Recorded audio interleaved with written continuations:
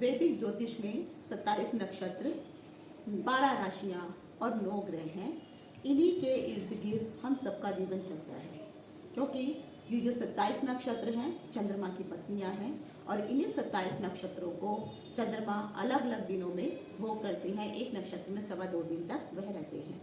यही 27 नक्षत्र 12 भावों में 12 राशियों को अलग अलग बांटे गए हैं और एक एक अगर राशि में देखेंगे तो कुल मिलाकर के आपको जो है वहाँ पर 2.5 नक्षत्र देखने को मिलते हैं। तो इसीलिए और हर नक्षत्र के 4-4 चरण होते हैं। तो कुल मिलाकर के अगर आप प्रथम भाव देखते हैं, अगर आप कुंडली को भी देखेंगे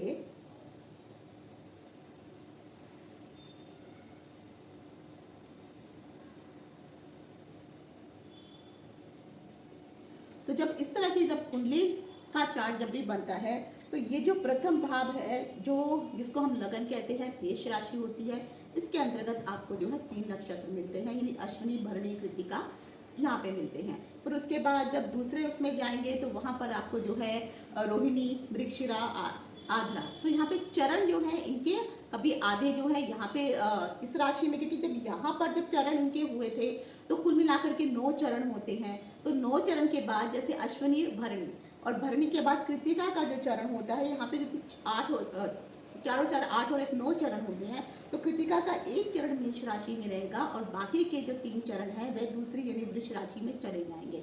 इसी प्रकार से ये सारे चरणों को कवर करते हुए जो है नक्षत्र 12 राशियों में बांटे गए हैं। तो जब भी किसी जातक का जन्म होता है तो आपका चंद्रमा कौन से भाव में है, इन 12 भावों में से कौन से भाव में है, और जिस भी भाव में या जिस भी राशि में वो गया है उस राशि के कौन से नक्षत्र में गया है, कौन से नक्षत्र के कौन से चरण में गया है, उसी का प्रभाव हम सबके ऊपर ताउम्र पड़ता ही रहता है।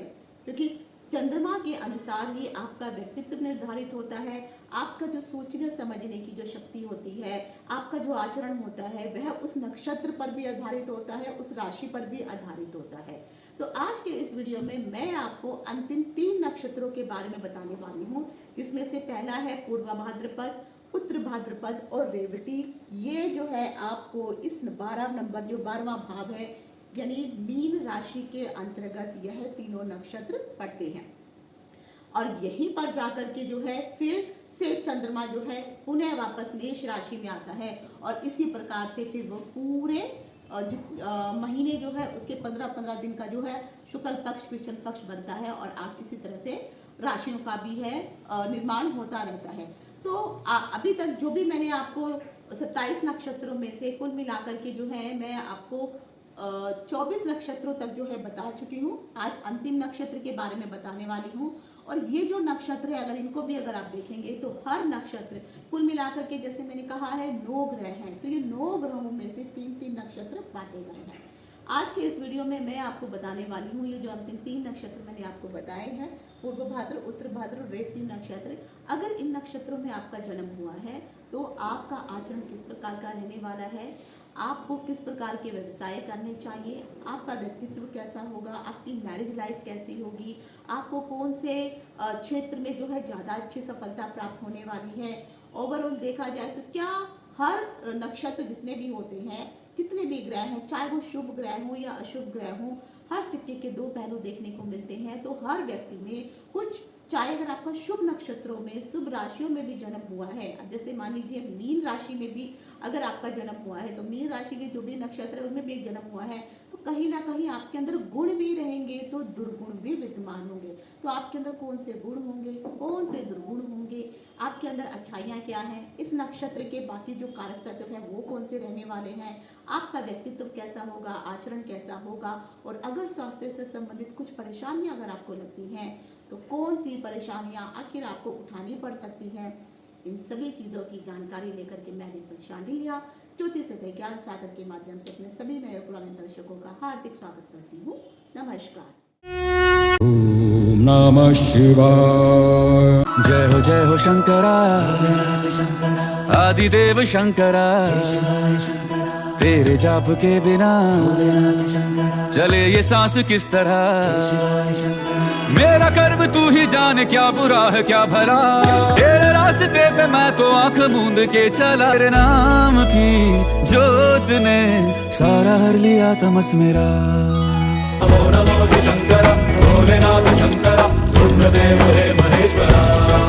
नक्षत्रों के बारे में बताने से पहले मैं एक जानकारी आपको देने वाली हूँ कि मैं अगले साल यानी जनवरी के महीने से मैं लाइव स्टार्ट करने वाली हूँ। और काफ़ी सारे ऐसे लोग हैं जो मुझसे क्वेश्चन करते हैं और व्हाट्सएप मैसेज में मुझे जो है मैसेज करके पूछते हैं, या फिर कई बार आप जो है वीडियो में भी जो है आप क्वेश्चन कर लेते हैं और उसमें पूछते हैं और उसमें लंबी डिटेल दे दी जाती है और पूछा जाता है ये प्लैनेट ऐसा है वैसा है, तो हमें क्या करना चाहिए क्या नहीं करना चाहिए। तो अगले साल यानी जनवरी के महीने से एक सही खासा दिन देख करके जो है मैं लाइव सेक्शन जो है शुरू करने वाली हूँ। उसमें आप जो है फिर जुड़ करके आपसे से संबंधित जो भी आपके प्रश्न होंगे वो आप जो है टाइप करके मुझसे पूछ सकते हैं। फिर उससे संबंधित जो भी उपाय होंगे या जो भी प्लैनेट में कौन कौन से ग्रह का कौन कौन से भाव में आकर के बैठे हैं, क्या फल देते हैं, किस नक्षत्र में क्या फल होता है, तो हर चीज़ को लेकर के डिटेल में मैं जानकारी वहाँ पे शेयर करना शुरू करने वाली हूँ। तो मेरा एक जो है ज्योतिष सत्य ज्ञान सागर व्हाट्सएप ग्रुप है, उसका लिंक आपको डिस्क्रिप्शन में मिल जाएगा। आप उस लिंक को जो है के थ्रू जो है व्हाट्सएप ग्रुप में ज्वाइन हो जाइए। और जैसे ही आप उसमें जब ज्वाइन होंगे तो जब जब मैं लाइव सेशन शुरू करूंगी आपको जो है वहाँ पर जो है लाइव शुरू करने से 5 मिनट पहले ही मैं वहाँ पर जो है लिंक शेयर कर दिया करूंगी या फिर आपको मैसेज कर दिया करूंगी। तो आप अपने क्वेश्चन लेकर के भी तैयार रह सकते हैं, लेकिन क्वेश्चन की कोशिश इस प्रकार से करेंगे कि हाँ कुछ चीज़ें होंगी जो आपसे बारे में मैं बता सकती हूँ, कुछ ऐसी चीज़ें होंगी जो हम सबके लिए जो है कारगर हो, सबके लिए यूजेबल हो। तो इस प्रकार के अलग अलग टॉपिक पे हम डिस्कशन कर सकते हैं, तो ये आप कर सकती हैं। सेकंड थिंग, क्योंकि जैसे मैंने कहा है कि 12 राशियां हैं, 9 ग्रह हैं, 27 नक्षत्र हैं, तो हर व्यक्ति का कुछ ना कोई ना कोई ग्रह पीड़ित होता है, अशुभ फल देने वाला होता है और शुभ ग्रह भी होते हैं। तो हमेशा ये कहा जाता है कि आपको जो है उन ग्रहों से संबंधित रेमेडी करनी चाहिए। अब रेमेडी के रूप में भी मैं वीडियो में भी आपको रेमेडीज बताऊंगी, लेकिन मैंने एक नया यूट्यूब चैनल शुरू किया है डिम्पल डिवाइन धुन के नाम से। उसमें जो है मैं तरह तरह के जो भी छोटे से छोटे मंत्र हैं वो मंत्र जो है मैं वहाँ पर सिंगिंग फॉर्म में वहाँ पे जो है अपलोड कर रही हूँ, और उसका लिंक भी आपको डिस्क्रिप्शन में बॉक्स में मिल जाएगा। तब आपका मान लीजिए कोई भी ग्रह है, वैसे तो नवग्रह के सारे मंत्र होते हैं, लेकिन अगर आप उन मंत्रों को दोहरा नहीं सकते हैं, चैंट नहीं कर सकते हैं, लेकिन अगर आप कहीं ट्रैवलिंग पे जा रहे हैं, ऑफिस भी जा रहे हैं, तो आप अपने कान में जो है उनको लगा लीजिए और ब्यूटीफुल धुन है उन सबकी धीरे धीरे करके मैं और भी काफ़ी सारे जो है उसमें मंत्र जो है अपलोड करूंगी। तो आप उसको भी सब्सक्राइब करिए ताकि आप जब भी आप जाएं, क्योंकि होता है क्या है जब आप उन चीज़ों को सुनना शुरू करते हैं तो सुनते सुनते फिर जो है, और वो ज़्यादा लंबे मंत्र नहीं है, कुछ 10 मिनट के हैं, कुछ 12 मिनट के हैं, डिपेंड करता है कि आप कौन सा मंत्र सुन रहे हैं। और अलग अलग ग्रहों के लिए अलग अलग मंत्र होते हैं। अगर आप सभी ग्रहों के लिए सुनना चाहते हैं तो छोटे छोटे मंत्र मैंने दे रखे हैं, तो धीरे धीरे जब आप सुनेंगे, इवन मैं तो कहती हूँ अगर रात को भी कभी अगर आप परेशानी में है, आपको नींद नहीं आ रही है, तो उसका वर्जन इतना स्मूथ है और इतना एनर्जेटिक है। मैंने दोनों टाइप के जो है मंत्र उसमें अपलोड करूंगी। एक तो मैं काम स्पिरिचुअल टाइप के जो एनर्जी होती है, जब आप मेडिटेशन करते हैं उस समय किस प्रकार की धुनें पसंद आती हैं लोगों को, उस प्रकार की धुन को मिक्स करके भी जो है वो मंत्र जो है बनाए गए हैं। और कुछ एनर्जेटिक धुनों को जिसमें वेस्टर्न म्यूजिक भी ऐड किया गया है, अच्छे हाई बीट्स उसमें ऐड किए गए हैं, तो वो वाले मंत्र भी उसमें रहेंगे। तो ये आपके ऊपर डिपेंड करता है कि आपको किस तरह का म्यूजिक पसंद है। तो उस म्यूजिक को अगर आप उन मंत्रों को सुनेंगे तो कहीं ना कहीं पॉजिटिविटी आपके अंदर आएगी, और आपके अंदर जो है कोई भी ग्रह जो है परेशान अगर कर रहा है तो हाँ उसको आप सुनिए, सुनते सुनते फिर जो है वो, और जब आप उनको साथ साथ में चैंट करने शुरू कर देंगे तो यकीन मानिए धीरे धीरे वही जो ग्रह जो परेशान कर रहे हैं फिर आपको जो है अपना शुभ फल देना शुरू करेंगे। मंत्रों में बहुत अधिक शक्ति होती है, तो इन चीज़ों को आप जरूर अपनाइए। मैं उसका लिंक आपको दूंगी, तो आप उसको जो है ज्वाइन जरूर करिए। तो चलिए अब हम वीडियो शुरू करते हैं। जो अगला नक्षत्र है जो मीन राशि के अंतर्गत जो 12वें भाव में जो है नक्षत्र पड़ता है पूर्व भाद्रपद। जो पूर्व भाद्रपद की बात की जाए तो यह जो नक्षत्र होता है, जिन भी जातकों का जन्म इसमें हुआ है, यह लोगों को सही मार्गदर्शन दिखाने वाला नक्षत्र माना गया है। इसमें जिन जातकों का जन्म होता है, ऐसे जातक बोलने में बहुत अच्छे होते हैं, सहज वक्ता होते हैं और खासकर दूसरों को निर्देश देना, दूसरों को कमांड करना, और इवन ये ऐसा नहीं है कि हार्श कमांड करेंगे बल्कि उनको प्रेरित करते हैं। जैसे मैं आपको प्रेरित कर रही हूँ कि आप जो है मंत्र चैंटिंग करिए, मंत्र चैंटिंग को सुनना शुरू कीजिए, तो एक अच्छी मोटिवेशन जो है चीज़ों को जो है वो लोग बताते हैं और इस तरह से प्रेरित करते हैं ताकि उनके अंदर एनर्जी भी उत्पन्न हो और साथ ही साथ उन लोगों की मदद करने वाले भी होते हैं। हर तरफ से देखा जाए तो ये जो लोग हैं इनका आपको ड्वेल पर्सनालिटी देखने को मिलती है। कभी कभी तो ये आपको बहुत ही अधिक सॉफ्ट, सौम्य, नर व्यक्ति बन जाते हैं और कभी कभी तो है ये ऐसे जो है व्यक्तियों को अगर देखेंगे तो हिंसक और विनाशकारी प्रवृत्ति भी दिखाई देती है और कभी कभी सभ्य और संस्कारी प्रवृत्ति भी दिखाई देती है। तो फिर आपको ही कई बार जो है इन व्यक्तियों को समझने में भी मुश्किल हो जाती है। लेकिन ये जरूरी है, ये डिपेंड करता है कि कौन सी सिचुएशन है उसके अकॉर्डिंग ये बन जाते हैं। इसीलिए खासकर इन लोगों को जो है ड्विल पर्सनालिटी वाला जातक भी कहा जाता है। अगर इनके अन्य नाम देखें तो कई जगह पर उन्हें पुनरुताति और पुनःताभि के नाम से भी इस नक्षत्र को पुकारा जाता है। इस नक्षत्र का अगर आप अर्थ देखेंगे तो इसका अर्थ होता है पूर्व भाग्यशाली पैर, यानी ऐसा जातक जो पहले से ही भाग्य को लेकर के उत्पन्न हुआ है। इस नक्षत्र का अगर प्रतीक की बात करेंगे तो जो मंच होते हैं, जो स्टेज होते हैं, तो ऊंचा स्टेज या ऊंचे मंच को यह प्रदर्शित करने वाला होता है। इस नक्षत्र के राशि के क्षेत्रफल की बात की जाए तो इसमें 320 डिग्री से लेकर के 333 डिग्री 20 अंश तक का जो क्षेत्रफल है इस नक्षत्र का जो है आता है। और यह जो नक्षत्र है कुंभ राशि और मीन राशि दोनों में पड़ता है। तो कुंभ राशि में 20 डिग्री से लेकर के 30 डिग्री का बीच का जो अंश होता है, जो चरण होते हैं वह कुंभ राशि में आते हैं और बाकी जो है 0 डिग्री से लेकर के 30 डिग्री 20 अंशों तक का जो नक्षत्र का जो है प्रभाव आपको मीन राशि में देखने को मिलेगा। सितारों की अगर बात की जाए तो इसमें 2 सितारे पाए जाते हैं। यह अधोमुखी नक्षत्र होता है। इसका अर्थ है कि नीचे की तरफ मुख करके देखने वाला। इस नक्षत्र के अगर स्वामी की बात की जाए तो वैदिक ज्योतिष के अनुसार जो पूर्व भाद्रपद का जो नक्षत्र होता है उसके जो स्वामी है वह देवगुरु बृहस्पति माने जाते हैं। इसीलिए अगर आप देखेंगे तो इस नक्षत्र में देवगुरु बृहस्पति का भी प्रभाव आपके अंदर रहेगा और कहीं ना कहीं, क्योंकि यह शनि की राशि में भी पाया जाता है और गुरु की राशि में भी पाया जाता है, तो शनि का प्रभाव भी आपके ऊपर रहता है और गुरु का प्रभाव भी आपके ऊपर रहता है। फिर डिपेंड करता है कि कौन से चरण में आपका जन्म हुआ है। इस नक्षत्र के लिंग की बात की जाए तो ये पुरुष लिंग का नक्षत्र है और इस नक्षत्र के अगर देवता की बात की जाए तो पूर्व भाद्रपद नक्षत्र के जो देवता है अज एक पाद माना जाता है, अर्थात एक पैर वाला अजन्मा भी इसको कहा जाता है। प्राचीन समय में जो है काफी लोग इसे ड्रैगन के साथ जोड़ते थे, यानी ड्रैगन जो आग छोड़ता है, मुंह से आग निकालता है। तो ब्रह्मांड में अगर आप देखेंगे चाहे वो अग्नि हो या तपस्या की जो अग्नि हो या ज्ञान की जो अग्नि हो, उसके साथ भी इस नक्षत्र को जोड़ा जाता है। और खासकर कई जगह पर तो ये भी कहा जाता है कि जो एक पैर वाला सर्प है या बकरे का सर लगा करके लगा हुआ जो देवता है वह भी इसी नक्षत्र का प्रतीक माना जाता है।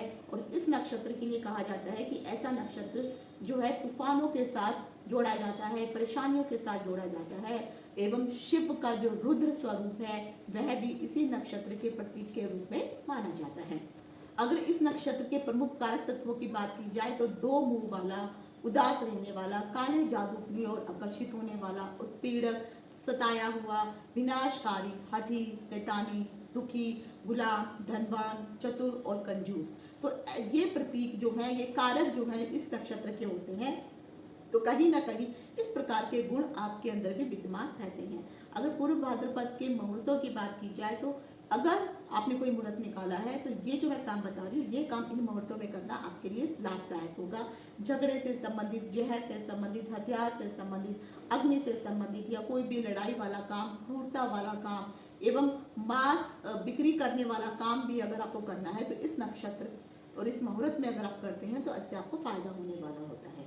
जिन भी जातकों का जन्म पूर्व भाद्रपद नक्षत्र में हुआ है अब उनके अंदर किस प्रकार की विशेषताएं होती हैं वो मैं आपको बता रही हूँ। तो सर्वप्रथम क्योंकि पूर्व भाद्रपद नक्षत्र का जैसे मैंने कहा जो एक चरण है वो आपको जो है पूर्व भाद्रपद के जो 3 चरण हैं वह आपको कुंभ राशि में मिलेंगे, तो इसलिए शनि का प्रभाव आपके ऊपर रहेगा। और उसका जो एक चरण है वह आपको मीन राशि में मिलेगा, तो इसीलिए गुरु का प्रभाव भी आपके ऊपर रहेगा।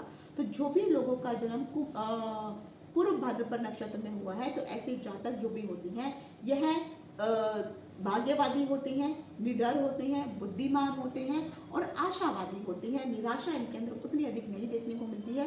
कभी कुछ परेशानियां आ भी जाए फिर भी ये मोटिवेट होकर के अपने आगे जीवन को बढ़ाने लगते हैं। ऐसे लोगों को न्याय बहुत अधिक प्रिय है, धर्म की प्रवृत्ति वाले होते हैं और आशावादी के साथ साथ कहीं ना कहीं सत्य भी इनका आधारशिला रहती ही है। अपनी मेहनत से ये सफलता प्राप्त करने वाले होते हैं और कहीं ना कहीं इन जातकों के अंदर असाधारण रूप के गूढ़ रहस्यों को सॉल्व करने की, गूढ़ रहस्यों को जानने की जो है कहीं ना कहीं शक्तियां इनके अंदर विद्यमान होती हैं। ये जब भी कोई काम करते हैं तो सोच समझ के विचार करके ही काम करते हैं। मधुर वाणी के जातक होते हैं, विचारशील होते हैं और मदद करना इनके खून में शुमार होता है।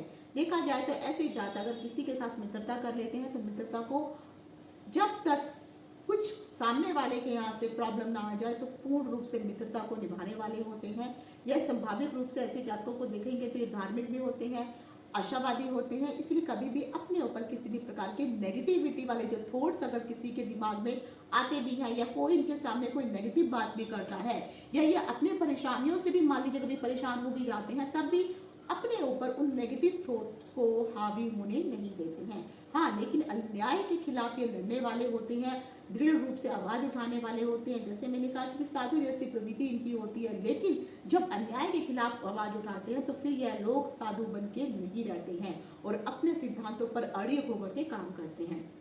ऐसे लोगों को जो है क्योंकि ड्यूल पर्सनैलिटी जैसी प्रवृत्ति पाई जाती है तो कई बार ये जातक जो है विनाश के कार्यों का काम करना हो या किसी चीज का निर्माण करना हो, दोनों तरफ अपनी एक जैसी भूमिका निभाने वाले होते हैं। ऐसे जातक शिक्षित होते हैं, प्रमाणित होते हैं, प्रतिबद्धता से काम करने वाले होते हैं, लेकिन गंभीरता जरूर इनके अंदर दिखाई देती है। अगर इन जातकों की अगर आप मनोवैज्ञानिक रूप से बात की जाए तो वास्तविक रूप से यह कठिनाइयों में भी अपने आप को आसानी से संभाल लेते हैं। पूर्व भाद्रपद नक्षत्र में जन्म लेने वाले जितने जातक होते हैं वास्तविक रूप से यह किसी भी काम को लेकर के दृढ़ता रखने वाले होते हैं, पढ़े लिखे होते हैं, तो इस प्रकार के जो शिक्षित गुण इनको पाए जाते हैं। लेकिन जब समय बदल जाता है और इनके फेवर में नहीं होता है तो ये आक्रामक भी हो जाते हैं, लेकिन दयालुता के भाव के साथ साथ प्रेम आस्था भी रखने वाले होते हैं। पूर्व भाद्रपद नक्षत्र में सद्गुण और गुण दोनों ही व्यक्ति के अंदर पाए जाते हैं। तो इस नक्षत्र में जन्मे जो भी जातक होते हैं क्योंकि न्याय को ये अधिक महत्व देते हैं तो न्याय संगत बातें करना इन्हें पसंद होता है। विलक्षण प्रतिभा के मालिक होते हैं, दूसरों के प्रति समझदारी और वफादारी को निभाने वाले होते हैं। इनके अंतर्गत इनके आप को देखेंगे तो अनुभव की कमी नहीं होती है। इन्होंने बहुत अनुभव हासिल किए होते हैं, अनुभवी होते हैं, प्रचारक होते हैं, आंदोलनकारी होते हैं, लेकिन कहीं ना कहीं शूरवीर भी होते हैं, सभ्य भी होते हैं और आर्थिक रूप से ये अपने आप निर्भर रहने वाले होते हैं। व्यवहारिक रूप से भी देखेंगे तो ये अपने नियमों को पालन करने वाले होते हैं, लेकिन कहीं ना कहीं रूढ़िवादी विचार भी इनके ऊपर हावी होते ही हैं। लेकिन जब भी ये कोई काम करते हैं गंभीर रूप से दूरदर्शिता को रख करके इन्हें क्या अच्छे या बुरे परिणाम देखने को मिलेंगे इसके बाद ही ये काम करते हैं। लेकिन अगर आप कोई व्यवसाय भी करते हैं तो उसमें प्रगति देखने को मिलती है क्योंकि ये सुदृढ़ होकर के ही काम करने वाले होते हैं। अक्सर जो महान लेखक हो गए, महान वक्ता हो गए या जो भी आशावादी टाइप के जो विचार फैलाने वाले जो लोग हो जाते हैं या फिर जो आत्मनिर्भर व्यक्ति होते हैं, कहीं ना कहीं अगर आपका जन्म पूर्व भाद्रपद नक्षत्र में हुआ है तो ये सारे गुण आपके अंदर देखने को मिलेंगे। लेकिन ऐसा नहीं है कि आपके अंदर दोष नहीं है, आपके अंदर दोष भी विद्यमान है। अब दोष कैसे होते हैं क्योंकि शनि के नक्षत्र राशि अगर कुंभ में आपका जन्म हुआ है तो 3 चरण उसमें आते हैं, तो कहीं ना कहीं जब चंद्रमा का संबंध जब जुड़ जाता है तो ऐसे व्यक्ति जो है उदास होकर के रहने वाले होते हैं। छोटी छोटी चीज़ों में परेशानी हो जाती है, एंजाइटी हो जाती है, बेचैन होने लगते हैं और कई बार जैसे किसी ग्रुप या सदन के साथ अगर जुड़े होते हैं तो ये अगर कोई फेवर भी मांगते हैं तो ये ऐसे ग्रुप के साथ जुड़े होते हैं कि वो उनका फेवर करते ही नहीं है। तो कहीं ना कहीं एक लाचार किस्म के संगठन के साथ ऐसे जातक जुड़े हुए रहते हैं। चित्त से ये बिल्कुल चंचल होते हैं, एकाग्र की प्रवृत्ति इनके अंदर नहीं होती है। कभी कभी ऐसे काम करते हैं कि लोग इनके लिए अप्रिय हो जाते हैं, अविवेकी काम कर देते हैं। वास्तविक रूप से देखा जाए तो ऐसे लोग जो है तुनक मिजाज प्रकार के व्यक्ति होते हैं। तुनक मिजाज का मतलब है कि कहाँ पर क्या बोलना है ये नहीं सोचते हैं, जो मुंह में आया ये यानी मुंह फटके किस्म के व्यक्ति होते हैं। अत्यधिक आवेग के कारण ऐसे जातक अक्सर जो है इस प्रकार से दोषों के कारण परेशान रहते हैं और फिर लोग कहीं ना कहीं से कटना भी शुरू हो जाते हैं।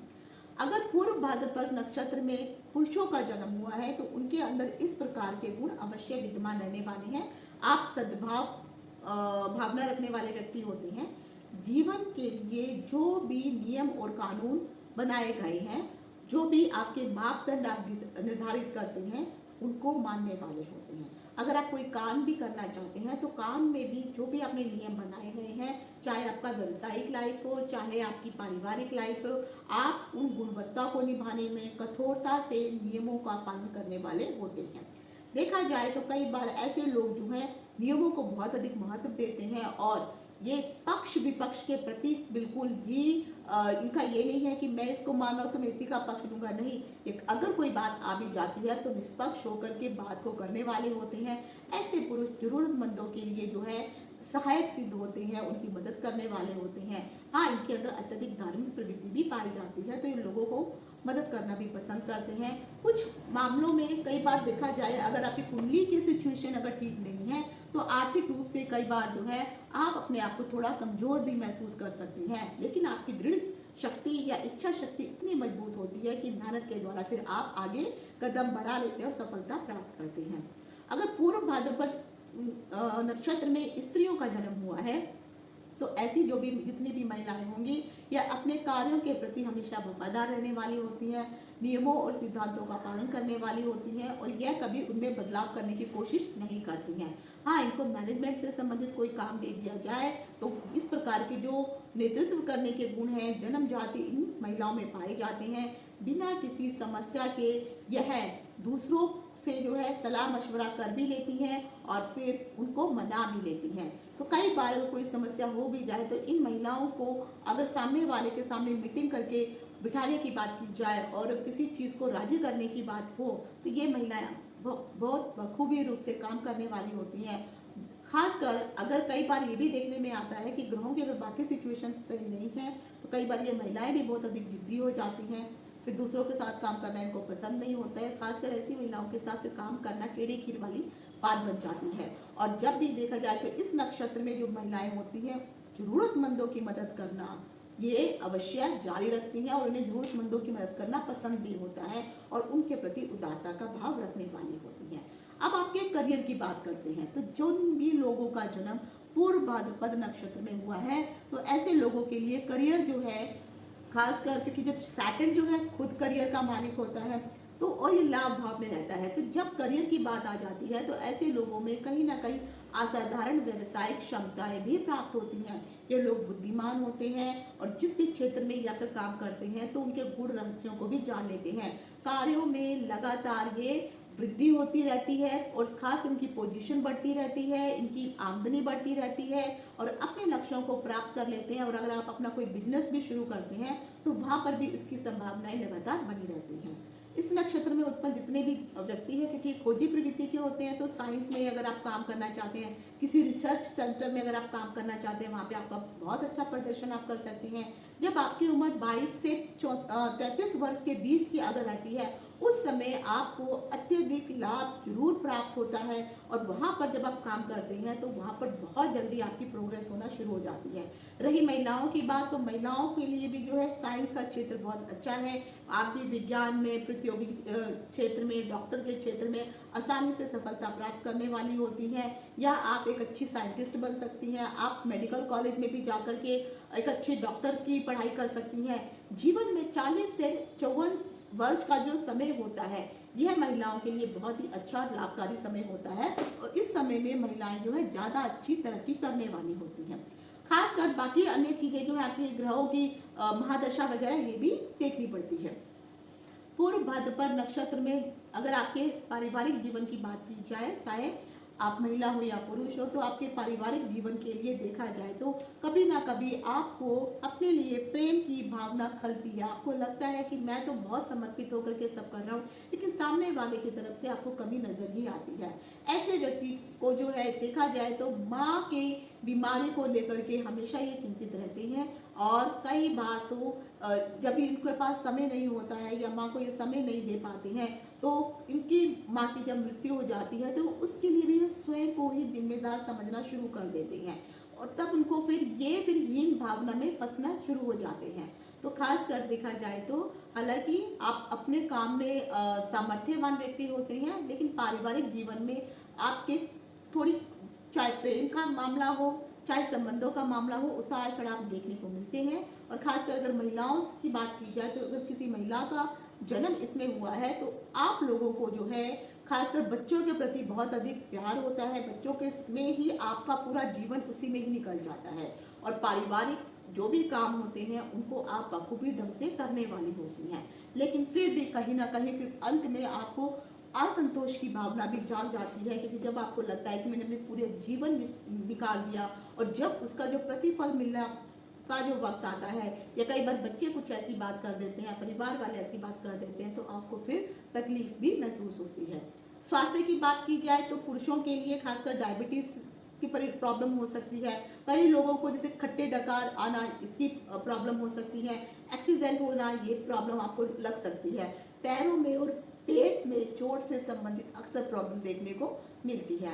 महिलाओं की बात की जाए तो आपको जोड़ों के दर्द से गठिया का प्रॉब्लम हो सकता है, और खासकर आपको हाई ब्लड प्रेशर हो सकता है। लीवर से संबंधित कुछ हेल्थ इशू आपको हो सकते हैं। और साथ में देखा जाए तो आपको कहीं ना कहीं शनि के नक्षत्र राशि में अगर आपका जन्म हुआ है तो आपको वायु का रोग तो रहेगा ही रहेगा, वाया का रोग भी रहेगा, और साथ में संधिपात यानी जो जोड़ों का दर्द जो रहता है, ये प्रॉब्लम्स अक्सर महिलाओं को देखने को मिलती भी है।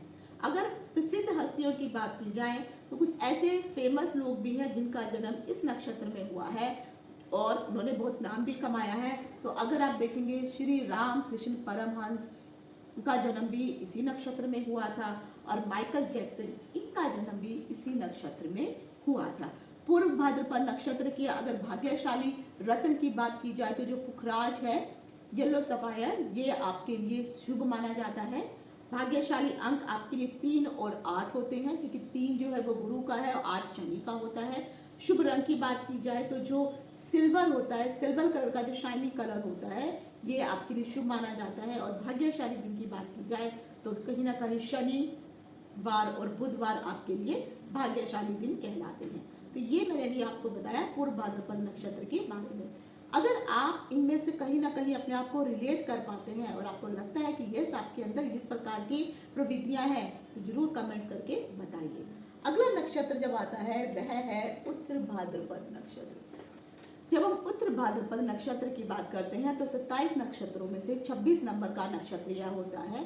इस नक्षत्र में उत्पन्न हुए जितने जो जातक होते हैं, खासकर धार्मिक प्रवृत्ति वाले जातक होते हैं, क्योंकि यह जो नक्षत्र है मीन राशि के अंतर्गत आता है। ऐसे लोग परोपकारी होते हैं, न्यायप्रिय होते हैं, विचारशील होते हैं, सुखी संत वाला जीवन जीने वाले होते हैं, अच्छे प्रवक्ता भी होते हैं और बड़े दिल वाले जातक माने जाते हैं। उत्तर भाद्रपद नक्षत्र के जो व्यक्ति होते हैं, यह खासकर इनके लिए कहा जाता है कि ये खुशी से प्रकाश की ओर जाने वाले व्यक्ति होते हैं। यानी जब ये आते हैं तो कहीं ना कहीं जीवन में प्रकाश भी भर देते हैं और खुशियां भी भर देती हैं, जिस कारण व्यक्तियों को जब आदमी कोई खुश होता है तो गहराई से उन चीज़ों को समझने की कोशिश भी करता है जो आगे उनके जीवन में अगर कोई हडल बन के भी आती हैं तो फिर उनको जो है सही रूप से परीक्षण करने वाले होते हैं, विश्लेषण करने वाले होते हैं और तर्क वितर्क करके उनको जानने की कोशिश करते हैं आखिर इसके पीछे का कारण क्या है।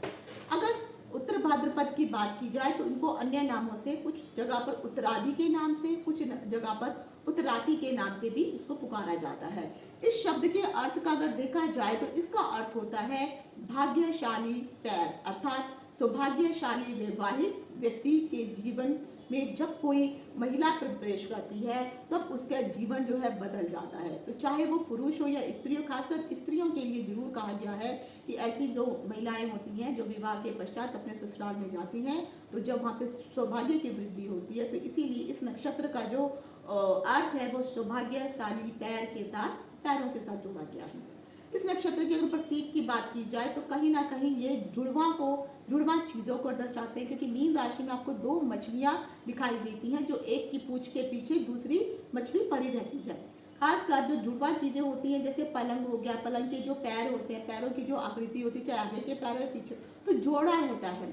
तो कहीं ना कहीं यहाँ ये जो जोड़ा है यह दर्शाता है कि कहीं ना कहीं आप एक दूसरे चीज़ों को एक दूसरे के साथ साझा करने वाले होते हैं, एक दूसरे के साथ जो शेयरिंग का नेचर ऐसा इन लोगों में पाया जाता है। अगर इस नक्षत्र के वृक्ष की बात की जाए तो नीम के वृक्ष का जो पेड़ होता है वह इस नक्षत्र का जो है वृक्ष माना जाता है। इसके राशिफल क्षेत्र की बात की जाए तो कुल मिलाकर के 333 डिग्री 20 अंशों से लेकर के 340 डिग्री 40 अंश तक का जो क्षेत्रफल है इस राशि का अंतर्गत आता है मीन राशि में। और यह जो है राशि का जो क्षेत्रफल है, जो मीन राशि है, इसमें 3 डिग्री 20 अंश से लेकर के 16 डिग्री 40 अंशों तक का जो राशि का जो क्षेत्रफल है वह इस नक्षत्र के अंतर्गत आता है। और इस नक्षत्र के चारों चरण जो है आपको मीन राशि में मिलते हैं। और इन नक्षत्रों का जो है जो चरण है उसके अनुसार भी अलग अलग प्रकार के फल देखने को मिलते हैं। अगर प्रथम चरण में आपका जन्म हुआ है तो कहीं ना कहीं सूर्य का प्रभाव देखने को मिलेगा, क्योंकि सिंह नवांश में यह नक्षत्र होता है। अगर द्वितीय चरण में अगर आपका जन्म हुआ है तो बुध ग्रह इसके स्वामी होते हैं, क्योंकि कन्या राशि में इसका नवांश पड़ता है। और जब हम तीसरे चरण की बात करते हैं तो जो शुक्र ग्रह होते हैं वह इसके इनका प्रभाव इसमें रहता है, क्योंकि तुला के नवांश में यह पड़ते हैं। और जो चौथा चरण है तो इसका जो प्रभाव मंगल ग्रह माने जाते हैं, तो वृश्चिक के नवांश में यह चरण पड़ता है। तो कहीं ना कहीं देखा जाए तो मीन राशि होगी तो गुरु का प्रभाव भी है, तो सूर्य का प्रभाव भी है, बुध का प्रभाव भी है, शुक्र का भी है और मंगल का भी है। तो चरणों के अनुसार जो है ये प्रभाव आपके ऊपर रहेंगे। तो मीन राशि तो कॉमन रहेगी ही रहेगी, लेकिन चरण के अनुसार जो है ग्रह बदल जाएंगे। और खासकर देखा जाए तो इनके अंदर सितारों की संख्या पाई जाती है। तो कुल मिलाकर के 2 सितारे होते हैं, एक सितारे को पेगासी और दूसरे को एंड्रोमेड के नाम से जाना जाता है। दिशा की बात की जाए तो यह ऊर्ध्वमुखी यानी ऊपर की तरफ मुख करके करने वाला नक्षत्र माना जाता है। इस नक्षत्र के ग्रह स्वामी की बात की जाए तो उत्तरपद नक्षत्र के जो स्वामी होते हैं वह शनि माने जाते हैं। और इसकी अगर देवता की बात की जाए तो कहीं कहीं आहिर बुद्धे जो है इस नक्षत्र के देवता माने जाते हैं। और यह प्रतीक के रूप में देखा जाए तो कहा जाता है जो गहरे समुद्र के अंतर्गत रहने वाला जो सर्प होता है या जिसको अजगर की संज्ञा भी दी जाती है, इसी को इनका देवता माना जाता है। लिंग की बात की जाए तो ये पुरुष लिंग का नक्षत्र होता है। और इस नक्षत्र के अगर कारक तत्व की बात की जाए तो कारक तत्व में बुद्धिमान, मायावी, सावधानी और संयम रखने वाले जो जातक होते हैं, काफी सारा धन कमाने वाले और उसको संभाल कर रखने वाले भाग्यशाली जातक, दान निपुणता में माहिर होते हैं, विरासत में जो है इनको धन की प्राप्ति होती है, वाक्पटुता, सुखी, संपन्न और अच्छी संतान से युक्त होते हैं, शत्रुओं को जीतने वाले और गुणवान जातक वाले जो कारक तत्व है इस नक्षत्र के अंतर्गत आते हैं। तो कहीं ना कहीं ये गुण आपके अंदर भी विद्यमान होंगे। उत्तर भाद्रपद नक्षत्र के अगर विशेषताओं की बात की जाए तो कहीं ना कहीं एक बात जातक जो है जिद्दी प्रवृत्ति के होते हैं और इनके अंदर उपचारात्मकता और सचेतना के गुण विद्यमान होते हैं। ऐसे व्यक्ति जो है अपने समाज से जुड़े हुए रहने वाले होते हैं और व्यापक दृष्टि से काम करने वाले होते हैं। अध्यात्म के प्रति इनकी रुचि होती है, बुद्धि का इस्तेमाल करते हैं और कुछ भी जब काम करना हो तो खासकर जब बोलने की बात आती है तो सोच समझ के बोलने की प्रवृत्ति इनके अंतर्गत होती है। ऐसे लोग धार्मिक होने के साथ साथ कर्मकांडी भी होते हैं, अच्छे वक्ता होते हैं, उदार हृदयवादी होते हैं और सुखी और संत प्रवृत्ति का नेचर इनके अंदर पाया जाता है। लेकिन कभी कभी देखा जाए तो यह काम करने से पहले उस काम को 100 बार सोचेंगे जरूर और उसके अच्छे और बुरे परिणामों का ध्यान में रखने के बाद ही वह उस काम को करने के लिए हाँ या ना दृढ़ता से कहेंगे। अगर वो काम करना है तो संपूर्ण जो है समर्पित होकर के ही उस काम को यह करना शुरू करते हैं। ऐसे लोगों को देखा जाए तो मित्रता के लिए ऐसे लोग बहुत ही अच्छे होते हैं, मित्रता को निभा करके चलने वाले होते हैं और अपनी मित्रता लंबे समय तक बना करके रखने वाले होते हैं। अगर उत्तर भाद्रपद नक्षत्र के गुणों की बात की जाए तो ऐसे लोग अनुभवी होते हैं, साहसी होते हैं, चालाक, ईमानदार, उदार प्रवृत्ति वाले, तीव्र बुद्धि वाले, निडर, महत्वाकांक्षी, कलात्मक, व्यवहारिक रूप से रहने वाले और अत्यधिक रचनात्मकता, सतर्कता, स्पष्टता और अपनी भावनाओं पर नियंत्रण रखने वाले जातक ये पाए जाते हैं। लेकिन कहीं ना कहीं आपके अंदर दोष भी विद्यमान होते हैं। ये हर सिक्के के 2 पहलू होते हैं। तो अगर दोषों की बात की जाए तो कई बार आप लोग दूसरों के ऊपर बहुत अधिक निर्भर हो जाते हैं। आप जिद्दी किस्म के होते हैं। जब आपके अंदर जो है कभी कभी जो है आत्मनिर्भरता, आत्मसम्मान और आत्मविश्वास की कमी देखने को मिलती है। कई बार आप अत्यधिक रहस्यवादी भी हो जाते हैं, किसी को कुछ बताना भी नहीं चाहते हैं। कठोर और जिद्दीपन के कारण लोग परेशान हो जाते हैं। आप हमेशा अपने मन में किसी न किसी व्यथा को छुपा करके रखने वाले होते हैं, इसीलिए आपको एकांत में रहना भी पसंद आता है। स्थिरता आपके अंदर होती है, लेकिन कहीं ना कहीं अस्पष्टता भी दिखाई देती है। तर्कशील की प्रवृत्ति रहती है, क्योंकि मीन मेक करना, कई बार कुछ चीज़ों को जो है बिना मीन मेक किए भी अपना लेना चाहिए, क्योंकि कई बार कुछ चीज़ों के लिए साइंटिफिक रीज़न नहीं होते हैं, लेकिन इसका मतलब नहीं है कि वो चीज़ें नहीं हैं, लेकिन फिर भी आप लोगों के अंदर तर्क वितर्क करना रहता है। कई बार तो आप जैसे लोग जो हैं हीरो हो जाते हैं और कभी कभी आप जीरो भी बन जाते हैं। अगर ग्रहों की स्थिति ठीक नहीं है तो नशे जैसे अवगुण भी आपके अंतर्गत विद्यमान हो सकते हैं। किसी चीज़ को अति जो है कंज्यूम करना, ऐसा नेचर पाया जा सकता है। चिंता और तनाव के कारण आप ग्रसित रहने वाले होते हैं, और खासकर अगर आप देखेंगे तो इस कारण फिर बाद में नाना प्रकार के शरीर में प्रॉब्लम्स भी देखने को मिल जाती हैं। उत्तर भाद्रपद नक्षत्र में अगर स्त्री और पुरुष का जन्म हुआ है तो किस प्रकार के गुण या किस प्रकार की विशेषताएं आपके अंदर पाई जाती हैं? तो सर्वप्रथम देखा जाए, अगर आप स्त्रियों की बात करते हैं तो जो इस नक्षत्र में जन्म लेने वाली जो भी स्त्रियां होती हैं, वे शांत स्वभाव की महिलाएं होती हैं, दूसरों के कामों में हस्तक्षेप नहीं करती हैं, एवं कई बार तो ये भी देखा जाता है कि ऐसी महिलाएं बहुत तेज और चालाक होती हैं, और किसी आदमी को किसी के प्रति अगर भड़काना हो तो इन महिलाओं से काम निकाला जा सकता है। ये कैसे किसी को उकसा देती हैं, इनके अंदर ये चालाकी देखने को मिलती ही है। हाँ, ये महिलाएं जरूर ईश्वर की तरफ ध्यान देने वाली होती हैं, धार्मिक प्रवृत्ति की होती हैं, ईश्वर को मानने वाली होती हैं, आस्था रखने वाली होती हैं, लेकिन सामान्य तौर पर देखा जाए तो तर्क वितर्क करना इनको बहुत अधिक पसंद होता है, और यह हर चीज़ के लिए भी जो है मीन मेक निकालने वाली होती हैं, और कई बार अपने पारिवारिक जीवन को इसी कारण उलझा भी लेती हैं, जिसके कारण आगे चल के फिर उनकी मानसिक शांति खराब हो जाती है। साथ ही देखा जाए तो उनकी याददाश्त बहुत अच्छी होती है, अच्छे तीव्र याददाश्त वाली होती हैं, उदार किस्म की महिलाएं होती हैं, और ऐसी महिलाओं का जो व्यक्तित्व भी अगर आप देखेंगे तो बहुत अच्छी पर्सनालिटी वाली ये महिलाएं मानी जाती हैं। अगर आपके व्यवसायों की बात की जाए तो जिन भी लोगों का जन्म उत्तर भाद्रपद नक्षत्र में हुआ है तो व्यवसायों के मामले में अगर उम्र का 34वां वर्ष जो है, यहाँ तक जो है कहीं ना कहीं आपको कठिनाइयों का सामना करना पड़ सकता है, और 34 वर्ष के पश्चात जो है आप बहुत जल्दी अपने करियर में जो है प्रगति प्राप्त करने वाले होते हैं। आपको व्यवसाय भी अगर आप कर रहे हैं तो उसमें भी आपको सफलता प्राप्त होती है, लेकिन एक जरूर मैं आपको सलाह देना चाहूँगी कि अगर आप कोई व्यवसाय शुरू करना चाहते हैं तो उस व्यवसाय से संबंधित आप पहले जॉब अवश्य कीजिए, उसके जो है प्लस माइनस पॉइंट्स को सीखिए। जब आप उसमें एक्सपर्ट हो जाते हैं, एक 5 साल 10 साल लगा करके, फिर आप उसी से संबंधित अपना कोई भी जो है व्यवसाय शुरू कर सकते हैं। अब मैंने ऐसे बहुत सारे लोग देखे, हमें कुछ दिन पहले एक कुंडली आई थी, उनका जन्म भी उत्तर भाद्रपद नक्षत्र में हुआ था।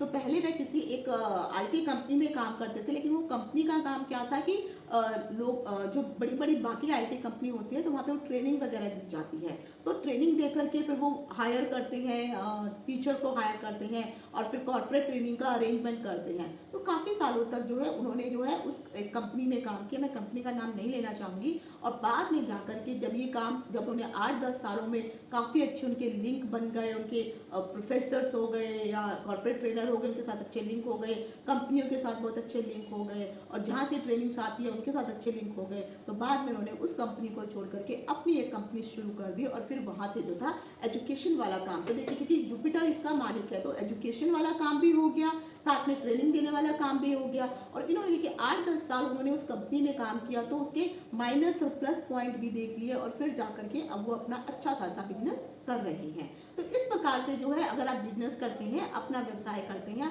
और खासकर अगर देखा जाए क्योंकि गुरु है तो स्टडी के हिसाब से भी, क्योंकि शिक्षा के क्षेत्र में भी अगर आप जाते हैं तो कहीं ना कहीं आपको फायदा होता है।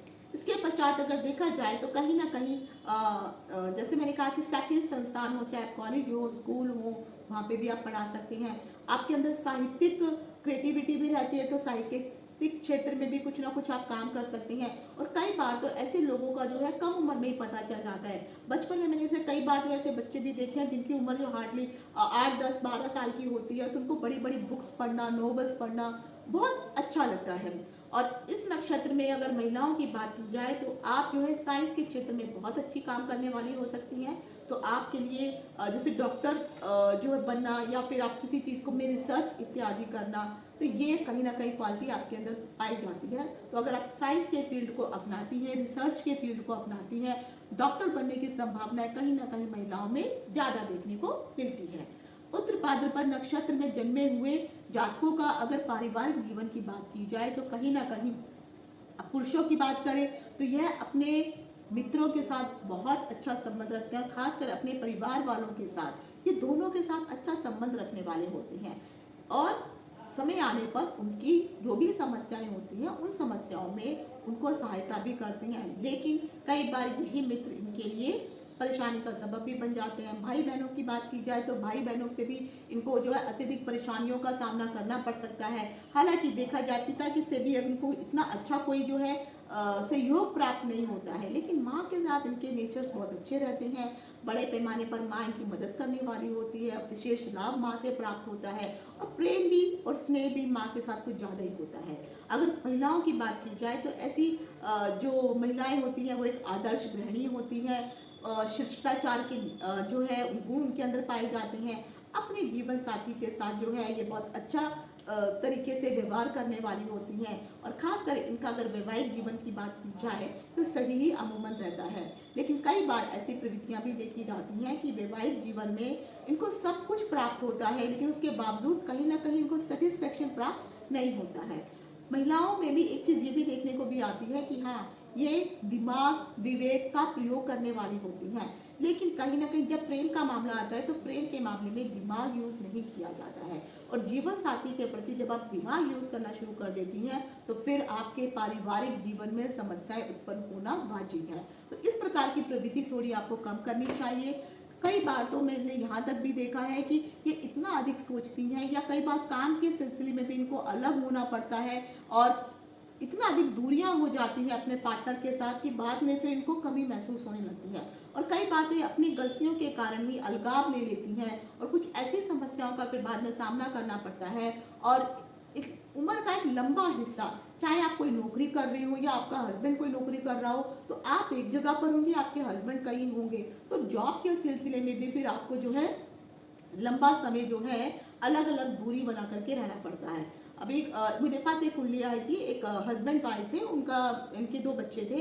अब यहाँ पर प्रॉब्लम ये थी कि जो वाइफ है वो किसी दूसरी स्टेट में काम कर रही है, हस्बैंड किसी दूसरी स्टेट में काम कर रहे हैं। तो जब बच्चों की बात आ रही है तब ये नहीं कि बच्चों को दोनों चाहिए, माता का प्यार भी चाहिए, पिता का प्यार भी चाहिए, लेकिन यहाँ पे एक चीज़ ये हो रही थी कि बच्चे भी थोड़े बड़े हो गए थे, कॉलेज जाने लायक हो गए थे, तो इन्होंने यहाँ पे डिसाइड किया कि हाँ ठीक है, जो बेटा है उसको भी बाहर भेजना चाहते थे, लेकिन बेटा माँ के साथ ही रहना चाहता है, वो बाहर जाके कॉलेज नहीं करना चाहता है, और जो बेटी है वो जाने को तैयार है क्योंकि उसको जो है अपनी ज़िंदगी में कुछ ना कुछ आगे प्रोग्रेस करनी है। तो यहाँ पे अब यही चीज़ देख लीजिए कि इनका जो बेटा था, माँ ने इनको कि वो माँ उनको जो है मेडिकल क्षेत्र में जाना चाहती थी, और वह चाहती थी कि वो किसी अच्छे मेडिकल कॉलेज में उसका एडमिशन भी कर, मतलब बात भी हो गई, सब कुछ हो गया, फीस भरना बाकी था, लेकिन बेटे ने बाद में मना कर दिया, नहीं मैं रहूँगा तो अपनी माँ के साथ ही रहूँगा। और जब मैंने उसको पूछा कि भैया तुमने ऐसा क्यों किया, तुम्हारा एडमिशन और मेडिकल क्षेत्र में हो रहा है, तुम्हें मेडिकल में ही आगे काम प्रोफेशन अपनाना चाहिए, तो उसका कहना था क्योंकि नहीं, अगर मैं अलग होकर रहना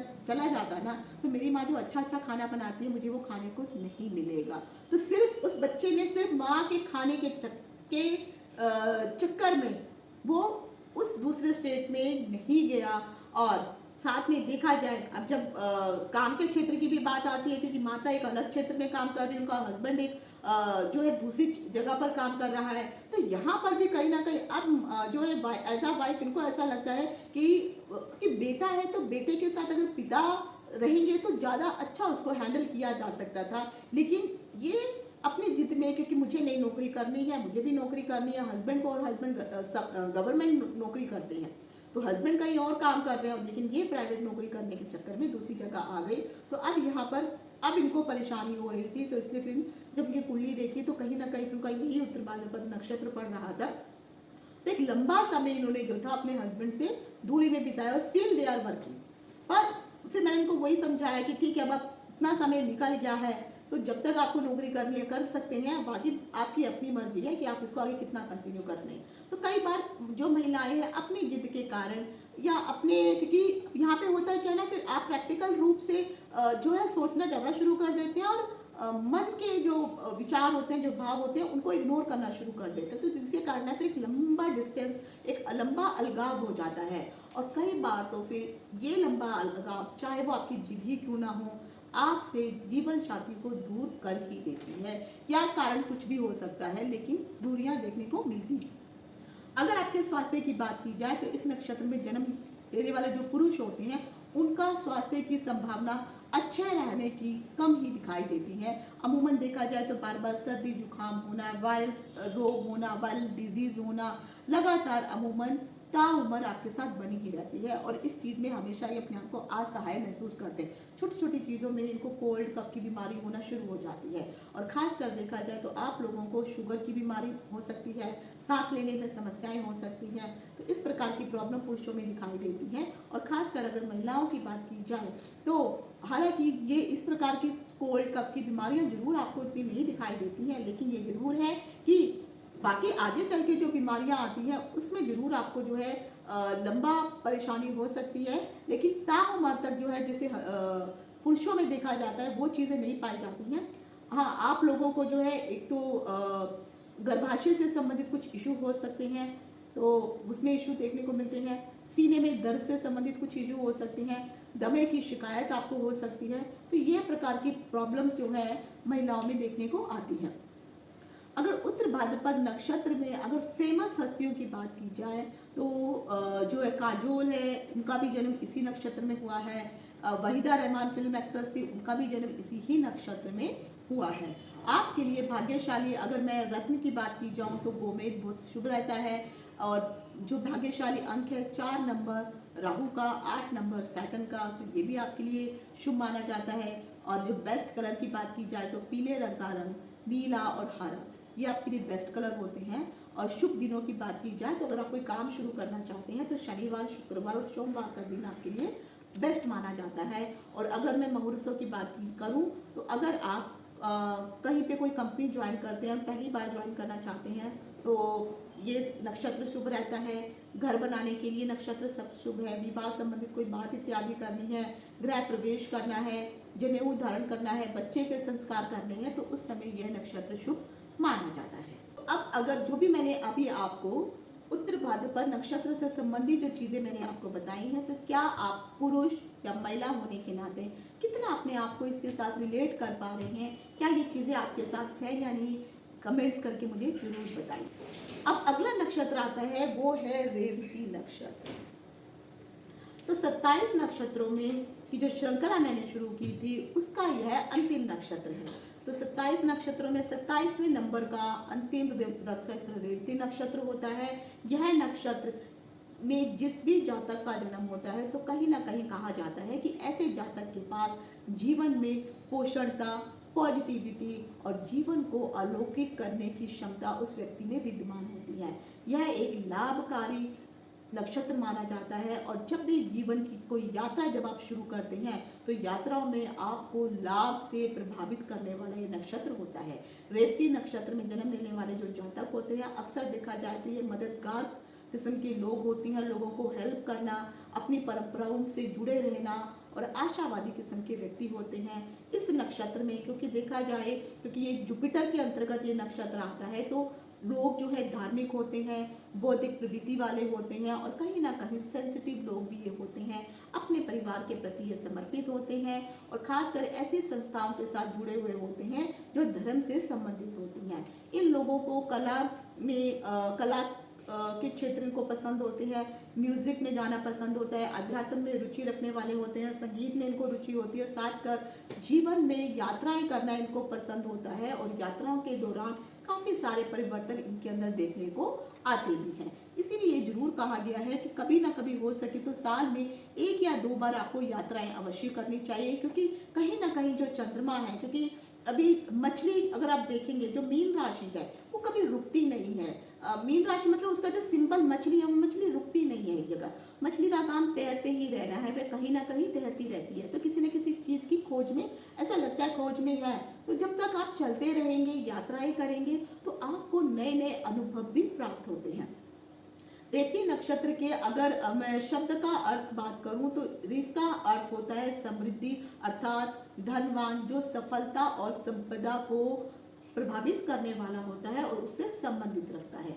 इस नक्षत्र के प्रतीक की अगर मैं बात करूं तो जो म्यूजिक का एक ड्रम होता है, यानी जो ढोल जिसको हम कह सकते हैं, यानी जो ड्रम ही मतलब जो हाथों से बजाया जाता है इंस्ट्रूमेंट, वो एक ड्रम माना जाता है। और कहीं ना कहीं कई जगह पर जो है मछली, क्योंकि इसका प्रतीक मानी जाती है, तो मछलियों का जोड़ा भी इसका प्रतीक होता है।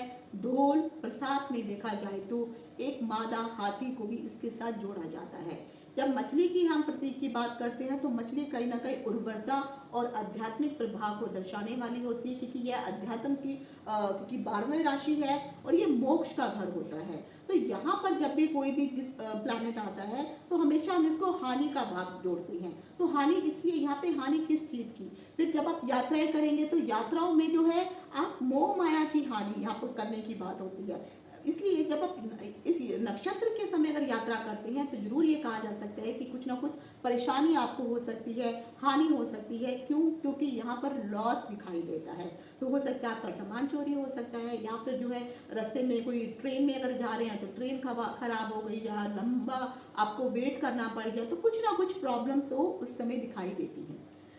जब इस ढोल की बात की जाती है या ड्रम की बात की जाती है तो ड्रम कहीं ना कहीं आपको दिशा निर्देश निर्धारित करता है। यानी बीट जो है, जो ड्रम के ऊपर जो है व्यक्ति के द्वारा ही बीट बजाई जाती है, तभी जाके वो उसका म्यूजिक निकलता है। तो ड्रम दिशा को निर्धारित करने वाला होता है। और जब हम हाथी अर्थात हथनी की, मादा हथनी की बात करते हैं तो जो मादा हथनी है वो कोमलता और देखभाल और शक्ति का प्रतिनिधित्व करने वाली होती है। तो ये जो रेवती नक्षत्र के चिन्ह है, इन सबके चिन्ह अलग अलग प्रतीक बताते हैं, अलग अलग इनका अर्थ समझाया गया है।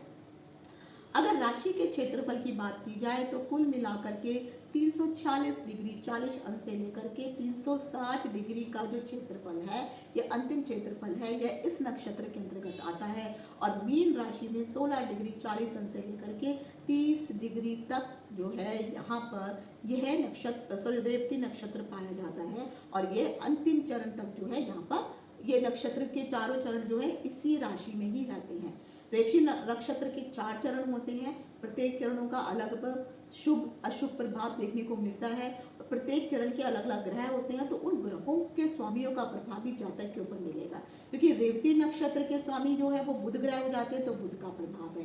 क्योंकि ये मीन राशि है तो आपको जुपिटर का प्रभाव भी रहेगा। तो जब प्रथम चरण में आपका जन्म हुआ है तो बृहस्पति का प्रभाव रहेगा, क्योंकि मीन राशि आ जाती है और ये मीन नवाश में पड़ता है।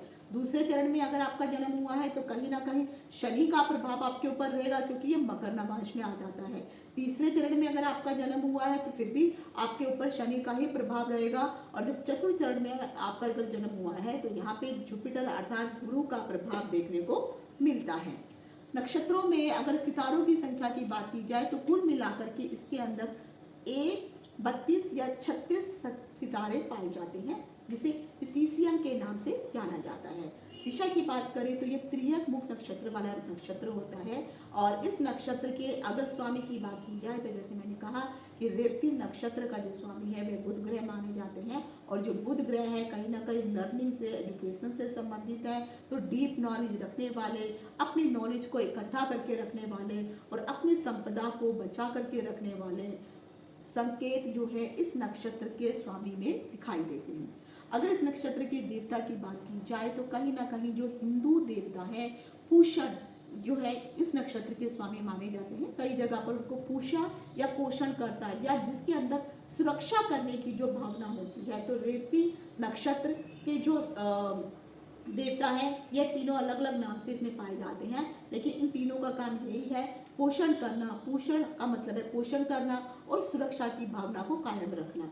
और लिंग की अगर बात की जाए तो स्त्री लिंग का यह नक्षत्र होता है। इस नक्षत्र के अगर कारक तत्वों की बात की जाए तो कहीं ना कहीं ऐसे व्यक्ति धनवान, भाग्यशाली, बड़ी तस्वीरों को रखने वाले, मार्ग दिशा को समझने वाले, और खासकर इन लोगों में जो बड़ी बड़ी पेंटिंग जो बनाई जाती हैं उस पेंटिंग को कई बार हम समझ नहीं पाते हैं, लेकिन इन लोगों के अंदर ऐसी तार्किक शक्ति होती है कि ऐसी पेंटिंग्स या चित्रों को ये बहुत अच्छी से समझ लेते हैं। मिलनसार की भावना, आध्यात्मिक प्रवृत्ति, परिष्कृत होना और परिष्कृत के वाले जो गुण भी हैं इनके अंदर पाए जाते हैं। साथ में गूढ़ रहस्यों का ज्ञान रखने वाले होते हैं, सुविकसित शरीर वाले होते हैं, प्रिय होते हैं, साहसी होते हैं और धर्म परायण के साथ साथ ऐसे जातक धनवान भी होते हैं। तो ये सारे गुण जो है, ये सारे कारक तत्व इस नक्षत्र के हैं, तो कहीं ना कहीं आपके अंदर ये प्रकार के गुण भी पाए जाएंगे। अब इस नक्षत्र की अगर विशेषताओं की बात करते हैं तो रेवती नक्षत्र में जिन भी जातकों का जन्म हुआ है कहीं ना कहीं ये आध्यात्मिक रूप से तो स्ट्रॉन्ग होते ही हैं, लेकिन मधुरभाषी भी होते हैं। लंबे समय तक किसी भी प्रकार की कोई भी परिस्थितियां आ जाए उन परिस्थितियों को नियंत्रण करने की जो क्षमता होती है इन लोगों में पाई जाती है, और किस प्रकार से उन कठिन परिस्थितियों को अपने आप को निकालना है ये सूझबूझ भी इनके अंदर रहती है। जातकों में एक चीज देखने को मिलती है कि लंबे समय तक उनको अगर किसी ने कोई सीक्रेट बता दिया है और कहा है कि सीक्रेट को छुपा के रखना, तो ये सीक्रेट को छुपाने वाले नहीं होते हैं, असमर्थ होते हैं और लंबे समय तक तो ये सीक्रेट को छुपा भी नहीं सकते हैं।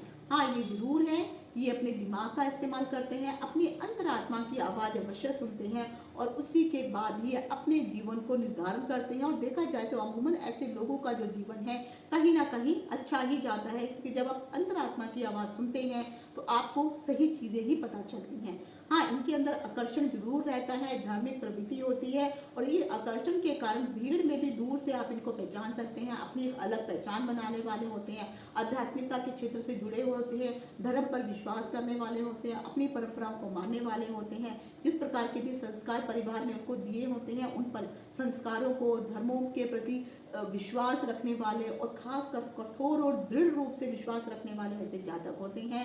और परिवार में रहते हुए भी देखा जाए तो यह एक दूसरे के साथ बहुत शांति से मधुरता का जो है रिश्ता बना करके रखते हैं और हमेशा कोशिश ये करते हैं कि किसी के साथ जो है बिगाड़ी ना जाए और कभी ना कभी कोई ना कोई व्यक्ति हमारे काम आएगा, चाहे कोई दुश्मन ही क्यों ना हो, फिर भी कोशिश ही यही करते हैं कि उसके साथ भी सहानुभूति ही रखें, लेकिन कहीं ना कहीं इनको अपने लिए भी सहानुभूति की तलाश लगी रहती है। रेवती नक्षत्र के अगर गुणों की बात की जाए तो जिन भी जातकों का जन्म इस नक्षत्र में हुआ है तो कहीं ना कहीं ये जातक देखभाल करने वाला प्रवृत्ति का जातक होता है। ऐसे जातक प्रगतिशील होते हैं, जो भी काम करते हैं सोच समझ के बुद्धि का प्रयोग करके काम करते हैं, विनम्र होते हैं क्योंकि वाणी बुद्धि जो बुध ग्रह है वो बुध का वाणी का कारक है, तो विनम्रता वाणी में जो है कहीं ना कहीं आपको नम्रता दिखाई देती है, सुरुचिपूर्ण वाणी का प्रयोग करते हैं, स्वावलंबी होते हैं और धर्म और संस्कृति में रुचि रखने वाले होते हैं। ऐसे व्यक्ति अमूमन अन्य लोगों में प्रसिद्ध हो जाते हैं, लोकप्रिय होते हैं और अत्यधिक प्रशंसनीय भी बन जाते हैं। कहीं ना कहीं देखा जाए तो समृद्धि उनके साथ हमेशा बनी रहती है, सौभाग्यशाली होते हैं, सामाजिक जीवन में अपना रुतबा रखने वाले होते हैं, कलात्मक क्षेत्र में इनको अच्छी पहचान मिलती है, साहसी होने के साथ साथ ये अच्छे परामर्शदाता भी होते हैं। अगर किसी को कोई एडवाइस चाहिए तो इस नक्षत्र के जातकों के पास जाकर के अगर एडवाइस लेंगे, क्योंकि एक तो गुरु का प्रभाव मीन राशि, दूसरा रेवती नक्षत्र जिसमें बुध उनके जो कारक है, तो कहीं ना कहीं उनकी जो नॉलेज है वो और गुरु का अध्यात्म, तो ये सब के कारण जो है ये बहुत अच्छे एडवाइजर भी बनते हैं। अगर इस नक्षत्र में जिन भी जातकों का जन्म हुआ है तो पहले हम पुरुषों की बात करेंगे। तो रेवती नक्षत्र में अगर पुरुषों का जन्म हुआ है ऐसे जातक जो है अत्यधिक विश्वास के योग्य होते हैं, सभ्य होते हैं, कोमल होते हैं, ईमानदारी रखने वाले होते हैं। जिन भी जातकों का जन्म जिस भी जगह पर हुआ होता है तो ऐसे जातक अपने कार्यस्थल के लिए जो है काम करने के लिए उनको अपना जन्म स्थान छोड़ना ही पड़ता है। तो कई बार उनको अपने पारिवारिक जो उनका जो वहाँ पे पैदाइश होती है वहाँ पर जो है लंबा समय जो है फिर वो नहीं रह पाते हैं। अपने कार्यस्थल की बात करें या फिर अपने व्यक्तिगत जीवन की बात करें तो कहीं ना कहीं यह बहुत ही नेक दिल और ईमानदार इंसान होते हैं, मृदुभाषी होते हैं तथा लक्षणों का और छोटी छोटी बातों का विश्लेषण करना, तार्किक शक्ति रखना और इस प्रकार की क्षमता इनके अंतर्गत पाई जाती है। सही समय पर सही एडवाइस लेना और देना इस प्रकार के विकल्प इनके पास विद्यमान होते हैं और खासकर सही विकल्प को चुनना ये भी बहुत अधिक जरूरी है। तो सही समय पर ये सही विकल्प को चुन भी लेते हैं। दूसरों के साथ अभद्र व्यवहार ना इनको करना पसंद आता है और ना ही अपने साथ अभद्र व्यवहार करना ही इनको अच्छा लगता है। तो हमेशा यही करते हैं, रिस्पेक्ट दो और रिस्पेक्ट दो। तो पूर्ण रूप से इनका जो है प्रयास यही रहता है। लेकिन कभी कभी जो है ऐसे लोग अपनी आज़ादी को पूरी तरह से आनंदित होकर के नहीं जी पाते हैं और फिर वह अपने आप को हानि भी पहुंचा लेते हैं, क्योंकि कई बार ये दूसरे लोगों के इन्फ्लुएंस में बहुत जल्दी आ जाते हैं। क्योंकि बुद्ध एक बच्चा है, तो बच्चे को अगर कोई बड़ा आदमी या कोई दूसरे वाला कुछ ऐसी बात बता दे तो बहुत जल्दी प्रभावित हो जाते हैं, जिसके कारण फिर ये बाद में प्रॉब्लम में भी आ जाते हैं। तो कभी कभी जो है अधिकतर जो है स्थिरता वाला जो चीज़ है इनके अंदर नहीं दिखाई देती है, बचपना भी थोड़ा रहता है। मार्ग में आने वाली बाधाओं और असफलताएं अक्सर इनको निराश करती रहती हैं। तो जब भी कभी इस प्रकार की प्रॉब्लम आ जाती है तो उस समय विवेक का प्रयोग आपको अवश्य करना चाहिए। इस नक्षत्र में जन्म लेने वाली जो भी महिलाएं हैं उनके लिए अगर मैं कहूँगी तो जो भी आपका कार्यस्थल का क्षेत्र है, जो ऑफिस स्पेस है, वहाँ पर जो है आप दूसरों पर बहुत जल्दी आश्रित हो जाती हैं। तो कोशिश कीजिए एक डिस्टेंस बना करके रखिए और उतना ही काम मतलब रखिए जितने काम की जरूरत हो। तो ज़्यादा खासकर इनमें ये भी देखा जाता है, तो चाहे आप अपने परिवार की बात आ जाए या अपने ऑफिस स्टाफ की बात हो जाए, तो बहुत अधिक डिपेंडेंट होना दोनों के ऊपर सही नहीं है। हाँ, धार्मिक जरूर आप होती हैं, आस्था वाली होती हैं, धर्म के प्रति बहुत अधिक लगाव होता है, अपने परंपराओं को मानने वाली होती हैं, लेकिन कई बार आप बहुत अधिक अंधविश्वासी भी हो जाती हैं, जिसके कारण जो है अगर कोई छोटी गलती हो गई और किसी ने कुछ कहा तो आप इस प्रकार का अंधविश्वास करने लग पड़ती हैं। अगर आपके घर में कुछ अशुभ घटित होता है तो फिर आपको लगता है कि अरे ये जो है मैंने ये किया था, ये इस कारण ऐसा हुआ। हाँ, ये जरूर है कि आप ईश्वर से डरने वाली जरूर होती हैं। मैं तो कहूँगी कि सभी को ही ईश्वर का भय जरूर होना चाहिए ताकि आप सही और गलत का निर्णय ले सकें। तो जब भी आप कोई गलत काम करते हैं तो ईश्वर का भय, जिसे हम कहते हैं गॉड फेयर, तो वो आपके अंदर, सबके अंदर रहना जरूरी है। तो इस चीज़ का भय जरूर आपको दिखाई देता है। तो यह क्योंकि महिलाएं अत्यधिक धार्मिक प्रवृत्ति होने के कारण जो है ईश्वर के प्रति जो है इनका ध्यान बहुत अधिक जाता है। अगर शिक्षा के क्षेत्र में, व्यवसाय के क्षेत्र की बात की जाए तो आप दोनों ही, चाहे आप पुरुष हो या महिला हो, आप दोनों के लिए मैं यही कहूँगी कि कई बार कार्यस्थल में, कार्य क्षेत्र में आप बहुत ज़्यादा उत्साहित होने के कारण जो है कुछ ऐसे सीक्रेट्स हैं, फिर वहाँ पर, क्योंकि मैंने कहा बुद्ध इसका प्रभाव देता है, तो अपने सीक्रेट खोल देती हैं, तो जो खोलना ठीक नहीं है। तो कोशिश करिए कि जब भी जहाँ पे भी आप काम करते हैं तो अपने सीक्रेट्स उतने ही रखिए, उतने ही शेयर कीजिए जितनी ज़रूरत है। तो जिन भी लोगों का जन्म रेवती नक्षत्र में होता है, ऐसे लोग सहज ज्ञान को बहुत जल्दी अपने अंदर उतार लेने वाले होते हैं। सही अवसरों का ये जो है इंतज़ार करते हैं और जैसे कोई अच्छा अवसर आता है बहुत जल्दी उसको ग्रैस्प भी कर लेते हैं। कभी कभी जो है बहुत जल्दी बचपना के कारण भी है निराशावादी परिणाम भी आपके अंदर देखने को मिलते हैं, जिसके कारण फिर आपको सफलता की जगह असफलता भी प्राप्त होती है। इन व्यक्तियों के पास अगर देखा जाए तो खासकर जो भी आपने अपने लक्ष्य निर्धारित किए होते हैं, उन लक्ष्यों के लिए आप एक नियम जरूर बना के रखिए, क्योंकि आपके अंदर नियमों की कमी होती है। आप काम तो बहुत सारा सोच लेते हैं, लेकिन जब उस काम को करने की बारी आती है फिर कहीं ना कहीं आप थोड़ा पीछे हो जाते हैं। इसी कारण फिर कार्यस्थल के क्षेत्रों में आपको समस्याओं का सामना करना पड़ता है। तो इस प्रकार की जो है प्रॉब्लम्स को दूर करने के लिए आपको कहीं ना कहीं अपने मनोबल को भी बढ़ाना है, अपनी इच्छा शक्ति को भी बढ़ाना है और अपने अंदर के आत्मविश्वास को भी आपको बना करके रखना चाहिए। 50 वर्ष की उम्र तक को भी देखा जाए तो कहीं ना कहीं प्रतिकूल परिणाम ही आपको मिलने की संभावनाएं दिखाई देती हैं, लेकिन उसके बाद का जो जीवन होता है, क्योंकि जो जुपिटर है वो बुढ़ापे में ही जो है अच्छा शुभ फल देने वाला होता है। तो 50 साल की उम्र तक तो अप एंड डाउन रहेंगे, लेकिन उसके बाद कहीं ना कहीं फिर जो है सुखी और शांतिपूर्वक जीवन जीने वाली होती है। रेवती नक्षत्र की अगर महिलाओं की बात की जाए तो आप लोगों में कला के क्षेत्र की बहुत अधिक आप माहिर होती हैं, तो आप कला के क्षेत्र में जा सकते हैं। बुध का प्रभाव है तो आप अकाउंट के क्षेत्र में जा सकते हैं, गणित वगैरह पढ़ भी सकती हैं, पढ़ा भी सकती हैं। उच्च शिक्षा प्राप्त करने की संभावनाएं आपके अंदर अधिक होती हैं और खास करके जो कम्युनिकेशन आपके अंदर बहुत अच्छा होता है, इसीलिए आप जनसंपर्क करना, शिक्षक बनना, डॉक्टर बनना, मास्टर बनना, इस प्रकार का बिजनेस या प्रोफेशन अगर आप अपनाती हैं तो कहीं ना कहीं आपके लिए अत्यधिक जो है शुभ साबित होता है और राजनीतिक का करियर भी आपके लिए अच्छा ही रहता है। तो इसके बारे में भी आप सोच सकती हैं अगर आपको इससे कोई अपॉर्चुनिटी मिलती है तो। अगर बेस्ट व्यवसाय की बात की जाए तो कहीं ना कहीं मैं कहूंगी, क्योंकि बुध वाणी का कारक है और बुध अगर सही जगह पर आकर के बैठा हुआ है तो आप एक अच्छे राजनीतिज्ञ बन सकते हैं। आप एक अच्छे जो है गाइड बन सकते हैं। यहाँ पे लोगों को जो है जब वो यात्रा करते हैं तो भ्रमण करने के वक्त जो है एक अच्छा गाइड का रोल आप निभा सकती हैं। आप करता भी बन सकती हैं। अच्छे अभिनय करने की अगर रुचि अगर आपके अंदर, क्रिएटिविटी आपके अंदर है तो आप एक अच्छे अभिनेत्री या अभिनेता बन सकते हैं। प्रशासनिक नौकरियों की तरफ भी अगर आप ट्राई करना चाहते हैं गवर्नमेंट जॉब के लिए तो भी आप एक अच्छी गवर्नमेंट जॉब भी आप ट्राई कर सकते हैं। सूर्य की कंडीशन आपको देखनी होगी, शनि की कंडीशन देखनी होगी, या फिर आप इस प्रकार के जो है कोई भी उचित व्यवसाय जो भी आपको सही लगता है, चाहे वो अकाउंट से रिलेटेड हो, चाहे वो मैनेजमेंट से रिलेटेड हो, लेकिन खासकर जो देखा जाए जहाँ पर आपका कम्युनिकेशन बहुत अधिक हो, मार्केटिंग की लाइन भी आपके लिए अच्छी है। इसके साथ अगर देखा जाए तो पीआर का जॉब भी आप कर सकती हैं, ये भी व्यवसाय आपके लिए अच्छा रहता है। और आपका जो मेन जो फोकस होता है अपने कम्युनिकेशन के ऊपर बहुत अधिक होता है, तो अगर अपने ध्यान पे को केंद्रित करके चलेंगी तो इसके अलावा जो है खासकर क्योंकि जो वायु तत्व की राशि होती है, मीन राशि जल तत्व की राशि होती है, तो कहीं ना कहीं जो है आप टूर एंड ट्रेवल का काम कर सकती है। आप जैसे एरोप्लेन में जो एयर होस्टेस का काम है, ट्रेवल एजेंट है, फ्लाइट बुकिंग करना है, तो इस प्रकार का काम करना भी आपके लिए अच्छा रहता है। ये भी एक अच्छा ऑप्शन आपको मिल सकता है। अगर लिखने के प्रति अगर आपको रुचि है तो आप एक अच्छी राइटर बन सकती हैं, संपादक बन सकती हैं, प्रशासक बन सकती हैं। साथ में देखा जाए पत्रकार हो सकती है, एडिटर हो सकती हैं, मीडिया कर्मी बन सकती हैं। तो कहीं ना कहीं इनमें से जो भी क्षेत्र आपको सही लगता है, डिपेंड करता है आपकी कुंडली के ग्रह बाकी क्या बता रहे हैं, तो आप ये प्रोफेशन अगर चुनती हैं तो खासकर कम्युनिकेशन से रिलेटेड अगर ये है तो बहुत अच्छा है।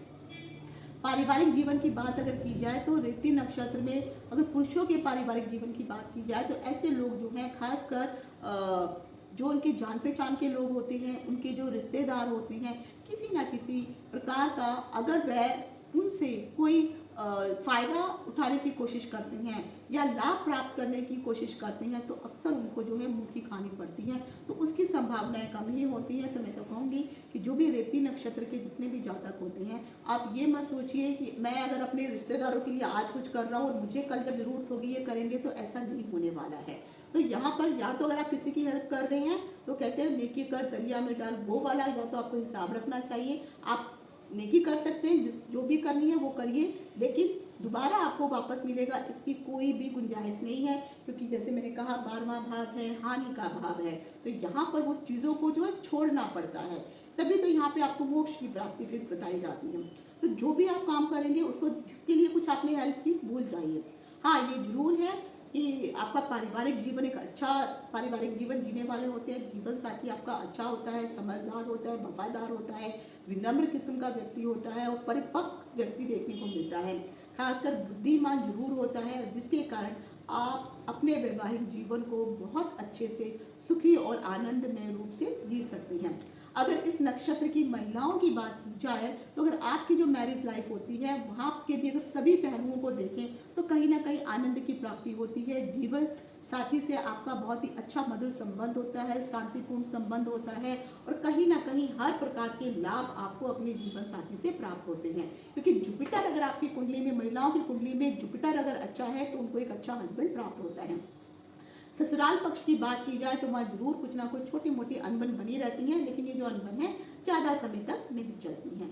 अगर रेवती नक्षत्र के जातकों के स्वास्थ्य की बात की जाए तो खासकर अगर मैं पुरुषों की बात करूँ तो कहीं ना कहीं पेट से संबंधित दिक्कतें देखने को मिलती है। अल्सर की प्रॉब्लम हो सकती है, पेट में छालों की प्रॉब्लम हो सकती है, बुखार की प्रॉब्लम हो सकती है, दांतों या मसूड़ों से संबंधित प्रॉब्लम देखने को मिल सकती है, मसूड़ों में कुछ इन्फेक्शन हो सकता है, कान से संबंधित भी कुछ ना कुछ इशू आपको देखने को मिल सकते हैं। और रेवती नक्षत्र की अगर महिलाओं की बात की करें तो इन महिलाओं को खासकर देखा जाए तो कान में इन्फेक्शन की प्रॉब्लम ज़्यादा देखने को मिलती है, पेट दर्द की थोड़ी बहुत समस्याएं हो सकती हैं, तो उतना ज़्यादा इनको पेट से नहीं कान से संबंधित मुश्किलें ज़्यादा देखने को मिलती हैं।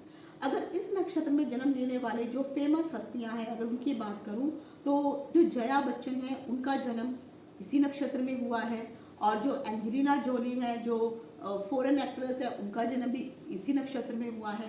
रेवती नक्षत्र के लिए अगर शुभ रत्न की बात की जाए, क्योंकि यहाँ पर जो है शुक्र जो है उच्च के हो जाते हैं, तो हीरा आपके लिए बेस्ट हो सकता है।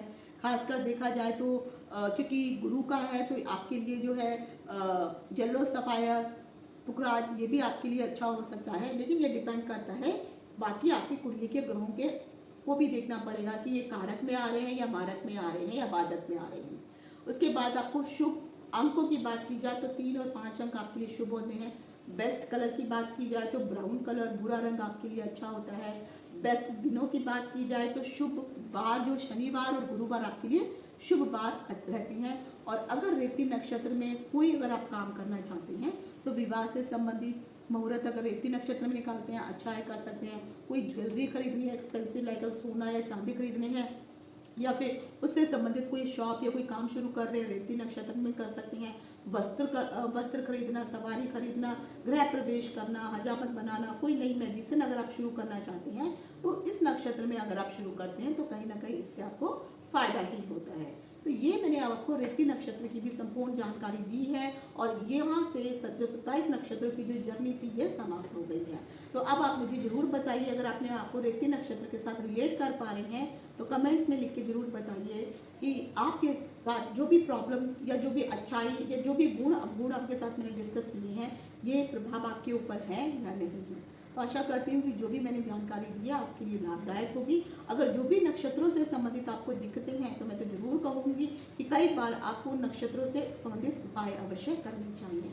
और जैसे मैंने कहा है कि मैंने एक और नया यूट्यूब चैनल बनाया है डिम्पल डिवाइन धून, तो उसमें मैं बहुत सारे मंत्र चैंटिंग देने वाली हूँ। तो जरूर आप मंत्र चैंटिंग को सुनिए क्योंकि सुनने से भी बहुत अधिक प्रभाव होता है। और जब आप किसी चीज़ को कंटिन्यूसली सुनते हैं तो धीरे धीरे आपको वो चीज़ें मेमोराइज होनी शुरू हो जाती हैं और फिर आप जो है उन मंत्रों को, चाहे आप ट्रैवलिंग कर रहे हों या बस में भी जा रहे हैं, जैसे सुबह सुबह नौकरी करने के लिए जाते हैं तो बस में बैठ के भी आप मानसिक उसका जाप करते रहें तो इससे आपको फायदा ही होता है। तो आशा करती हूँ नक्षत्रों से संबंधित जो भी जानकारी आपके लिए लाभदायक होगी। आज यही तक, इति शुभम, नमस्कार।